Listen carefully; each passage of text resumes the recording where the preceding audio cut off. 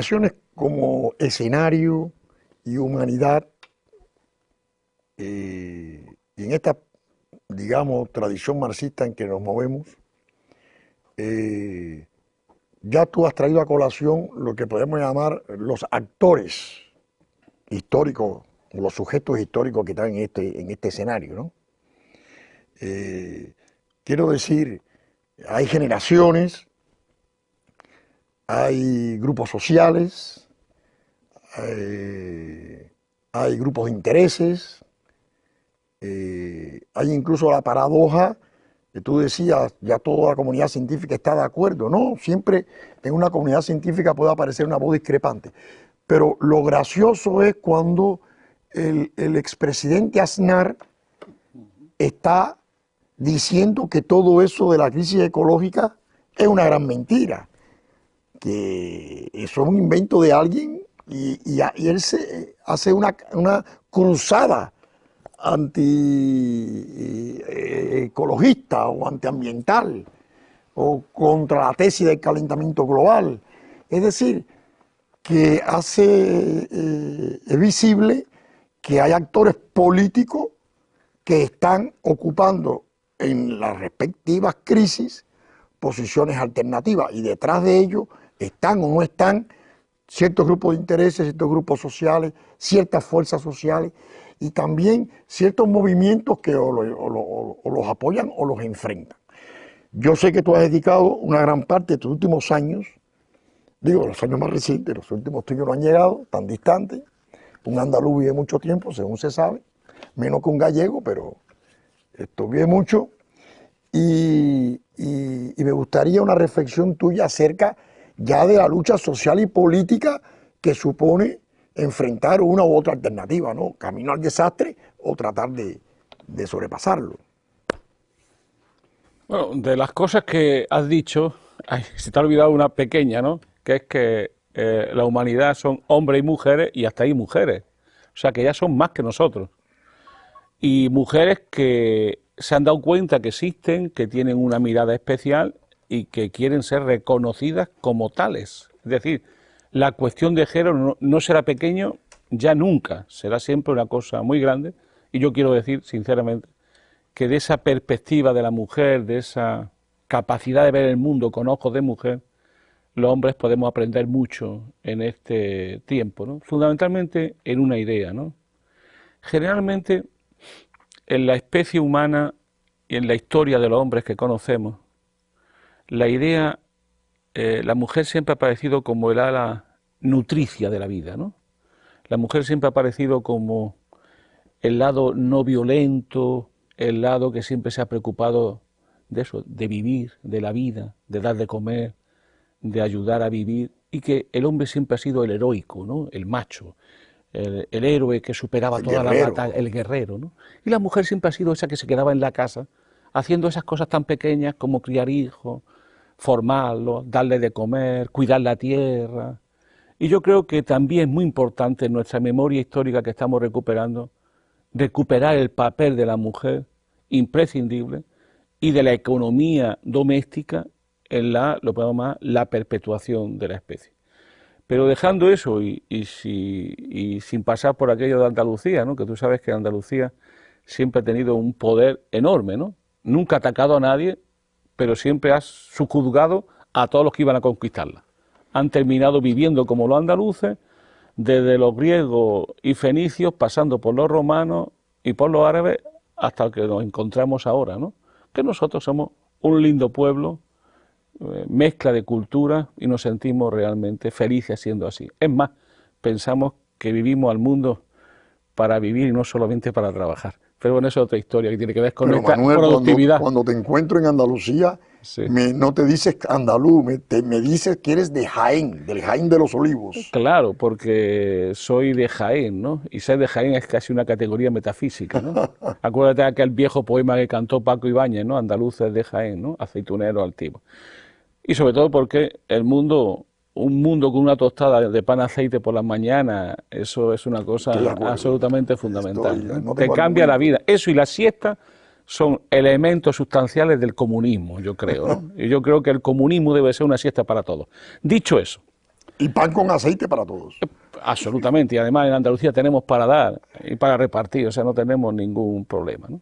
Es decir, yo creo que la cuestión de los actores y de los sujetos, ¿no? Si te fijas bien, en el mundo de hoy hay un intento, ¿no? Que es decir, del G7 hemos pasado al G8, del G8 al G15, ahora estamos en el G20, ¿no? Dentro de poco a lo mejor sería más fácil usar de verdad las Naciones Unidas, no para confundir a la gente, sino para intentar que las Naciones Unidas nos pudiese nos pudiese dar un poco de racionalidad y como buena institución que es, procesar a los conflictos y nos diera un poco de luz al conjunto de la humanidad. Dicho eso, yo creo que si te fijas bien, hay un intento de Estados Unidos de concentrar de nuevo todas las naciones que son decisivas, de las cuales depende la mayoría del Producto Interior Bruto, sobre todo depende, en gran parte, como luego hablaremos, quién compra los bonos norteamericanos. Bueno, pues ese G20 lo quiere poner un poco en marcha para intentar racionalizar los conflictos subyacentes. ¿Y la humanidad dónde está? La humanidad no es una abstracción. Había un autor alemán, un tanto de derecha, que decía que quien se reclama a la humanidad acaba siempre engañando, ¿no? Citando a Proudhon. Bueno, yo no sé si eso es así, pero la humanidad es una abstracción que está bien como referente de especie, pero luego se concreta en actores sociales, en actores geopolíticos, más o menos influyentes y en Estados. Yo creo que la experiencia de los foros sociales, que yo asistí prácticamente a todos ellos, y sobre todo al primero, que fue el grande, ¿no?, en Río Grande del Sur, la experiencia de los foros sociales nos daba la idea de que frente al poder de los grandes grupos, de los grandes estados, si la humanidad crea polos alternativos, polos, si se quiere, difusos, otros polos que no sean confusos, y en medio instituciones alternativas, organizaciones, yo creo que eso es una necesidad imperiosa también ahora. Es decir, de organizar instrumentos colectivos más allá de las naciones, que tendrían que tener como mínimo un componente regional, en el sentido de regiones de la economía mundo, a mí me parece decisivo para encontrar una salida. Es decir, hace falta un autor que tú y yo admiramos mucho, que es Samir Amin, ha escrito un lindo libro sobre ese tema, hablando de la Quinta Internacional. Hace falta una plataforma común de las fuerzas de la vida frente a la fuerza de la muerte, de la fuerza de la paz frente a la fuerza de la guerra, de las fuerzas que luchan por la justicia y por la humanidad frente a aquellos que luchan por la inhumanidad y por la más masiva de las violaciones de derechos humanos que una guerra. Yo creo que todo eso tiene que ser concentrado y en mi tradición y en la tuya eso se llama internacionalismo. Y yo creo que hace falta un nuevo tipo de internacionalismo, una nueva solidaridad que una a los pueblos, nos ayude a comprendernos y que sobre todo sean una masa crítica, y los pueblos cuando se organizan e intervienen son poder frente a los poderes dominantes que hoy más que nunca están agresivamente conspirando, subvertiendo el orden para machacar a los pueblos, a las personas y a las clases trabajadoras.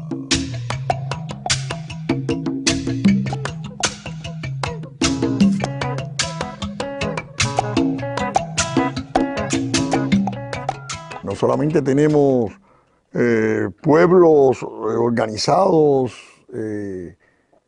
solidarios entre sí o persiguiendo causas comunes, tenemos estados.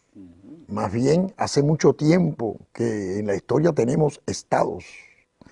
Y las relaciones entre estos estados y los sistemas de estado y las alianzas y la preponderancia de uno o un grupo de estados sobre otros es, ya sabemos, una parte importante de la historia de la humanidad. Y las configuraciones de poder que estos estados producen, como tú dices, dan lugar a determinados espacios de poder. Ahí estamos en la geopolítica. Pero el sistema internacional quedó francamente modificado con la desaparición del campo socialista europeo, con la autodisolución entre países, cosa nunca vista, que un Estado se autodisuelva, esto de la Unión Soviética. Se produjo la correspondiente modificación en el sistema internacional y una nueva configuración geopolítica. Pero en un primer momento eso es un cambio de la correlación de fuerza. Pero ¿cuándo se convierte eso en un cambio geopolítico realmente? ¿Y qué está pasando? El curso contemporáneo de la historia, que hay una invasión en Irak, hay una guerra en Afganistán, hay una lucha por el espacio de Asia Central, el advenimiento de China como potencia mundial, es decir, todo ese movimiento, ¿qué nos dice de la geopolítica que teníamos, digamos, al cierre de los años 90? Yo empezaría por... Había un conocido torero sevillano que era magnífico. Se llamaba Rafalito el Gallo, que se le achaca una frase que yo creo que tiene historia y que demuestra un gran conocimiento, como solo los gitanos y toreros sabían, ¿no? Es aquello que lo que no puede ser y además es imposible. Esto, que parece una frase que yo creo que hay mucha verdad contenida ahí, de un torero como el Rafalito el Gallo, que se inventó la espantá.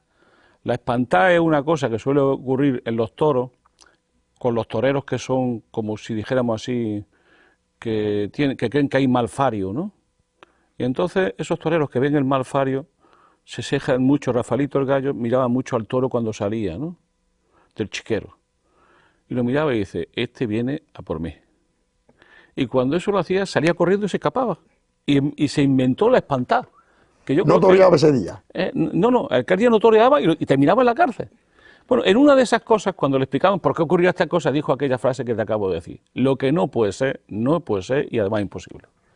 Pues en esa historia de imposibilidades metafísicas, o sea, de como tú eres filósofo en tus ratos libres, de imposibilidades ontológicas, pues yo creo que eso es lo que está ocurriendo hoy con el tema de los estados.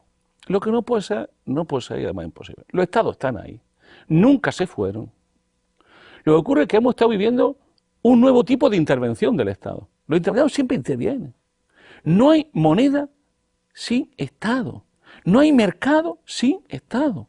Y son los Estados los que garantizan y legitiman el mercado. Y uno de los fracasos que puede tener la Unión Europea es justamente ese, de que ha construido una moneda sin Estado detrás. Y eso la convierte en una moneda débil, o sea, en una pseudo moneda que no genera confianza. ¿Y cuál es la confianza que hay en el dólar? Pues básicamente dos. Tres. Hay un Estado, Estados Unidos, hay un sistema financiero que controla Estados Unidos, y luego el séptimo de caballería que controla todo lo que Estados Unidos no controla directamente. Es decir, el lado oscuro del imperialismo que siempre está ahí y que siempre nos amenaza y que todos sabemos que es la última ratio, que Estados Unidos tiene una capacidad infinita de convertirla en primera ratio simplemente que tiene la oportunidad. John Wayne al poder. Dicho eso, los Estados siempre han estado ahí. Lo que hemos vivido, sobre todo en América Latina, es la autodestrucción de los Estados. No solo fue la Unión Soviética la que se autodestruyó con el pago admirable de Boris Yeltsin y siempre con la ayuda grata de Gorbachov, es decir, Gorbachov, como diría yo, un aprendiz de brujo, y Yeltsin simplemente un traidor, que, como saben muy bien, en la historia del comunismo es siempre una figura permanente, ¿no? Aquellos que traicionan simplemente porque están al servicio del enemigo.